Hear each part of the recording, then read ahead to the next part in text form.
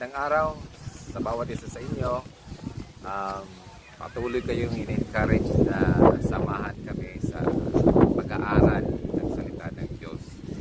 Sama-sama tayo dito sa Jesus Institute Ministry para mas makilala natin ang Diyos amang nasa langit, ang kanyang anak na si Jesucristo na ating Panginoon at tagapagligtas na nagbigay sa atin ng kanyang buhay upang tayo ay magkaroon ng buhay na walang hanggan kasama niya.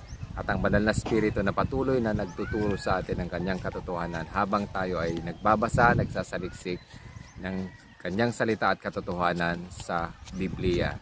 Kaya sama-sama tayo rito at patuloy tayong lumago sa ating lakad at sa pananampalataya natin sa Panginoong Jesucristo. Please like and subscribe sa ating channel sa Jesus Institute Ministry.